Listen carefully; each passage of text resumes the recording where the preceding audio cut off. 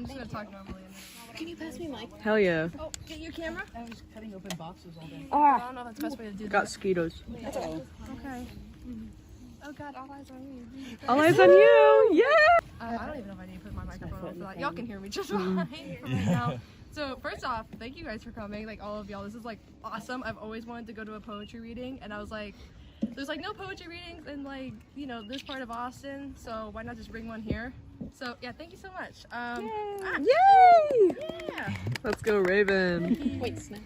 Snap, snap, snap. So, so for this evening, I'm gonna be doing 3 poems. And they're moderately long, I guess. I don't know if that's the right word or not, but yeah, I have that, and all 3 of these poems are gonna be in a poetry book that I'm hoping to publish by the end of May. So, Woo! yeah. Yay! Yeah. Hard launching my book. That's what I'm doing. So, anyways. So, do y'all prefer the microphone or do y'all prefer this? I think for I think I prefer Project your without. voice. Yeah. Project my voice? I can do that. Okay, Come let me on. turn this off. Be a theater kid. Project my voice. You gotta That was very helpful. on that thing. You gotta on that one. Here's the first poem that I have. It's called 840. 840 is the address of the home that I grew up mainly in when I was little. Not the actual address, it's part of it because I don't want to accidentally dox my. Actually, I wouldn't mind doxing them, but. Anyways, this is 840. I wonder if the morning doves still sing outside on that great oak tree where I used to swing and dream of climbing to the top. During those days, its height seemingly never stopped.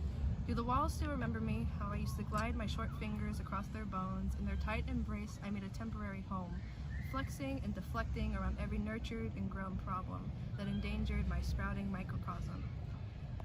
The treasures I buried in my small lair stand as quiet reminders I used to be there. Do you stand in its threshold and glare, hoping you'll meet my stare? You never will, I swear. Does the ghost of who I used to be haunt your cookie jars and pantries? Can you hear my whispering down the halls, cries from empty rooms scratching on the walls? 840 with your bitter hold braided into my veins, the veins of my history like fool's gold. You were just a child's inferno, middle point between heaven and limbo, close enough to hell that my blood boiled.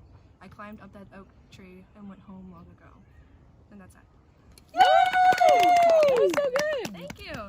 And then this one's a That's lot what you more got nailed. complicated. This is the second poem called Exorcism, Hey, and freak. it is about seasonal depression. Yay! Yay! Alright, I said the title, right? It's Exorcism. Exorcism.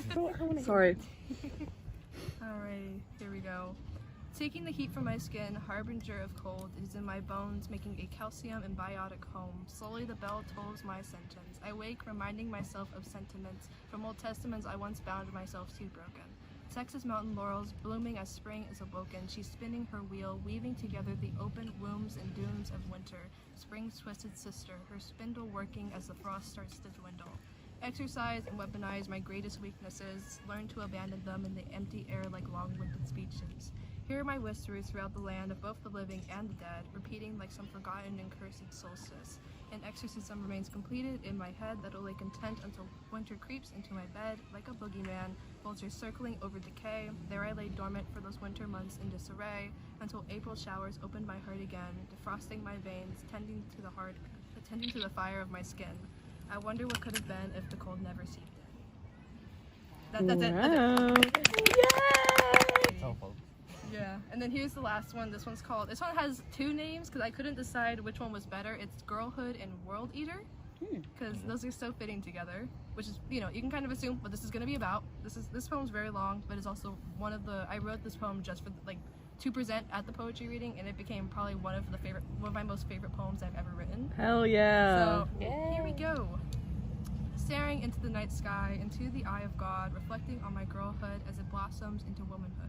Remembering the mystery I found in simply living, diving headfirst into my dreary dirt pie making history. To the day I learned that the world wouldn't be as willing to accept the things about me that I found thrilling. To be a girl was to be seen as a rabid dog, and the world was a farmer ready to put me down. Shoes drowned in mud, magic toads and animal bones occupying my preteen soul, while enduring the throes of an angry sea that inspired feelings of indigo.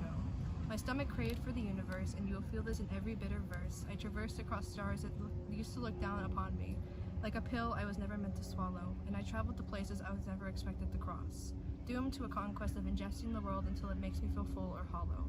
To be a girl was to not mince my words because I wanted the world between my teeth, all that is above, beneath, and between and beneath. It was nothing but an appetizer. Yet I was told to trade spiteful for meek, to tame frizz for sleek. I was even told to be careful where I sleep. My heart dissociated from my chest, and my lungs could barely hold on to my breath. I will never forget it being trapped in my throat, yielding a consistency that coated the back of my neck, coaxing myself into believing that hell is a teenage girl. It is what it was, but isn't what it should. That was the mystery behind girlhood. Yay! And then that's all my poems. I'm next. Oh God.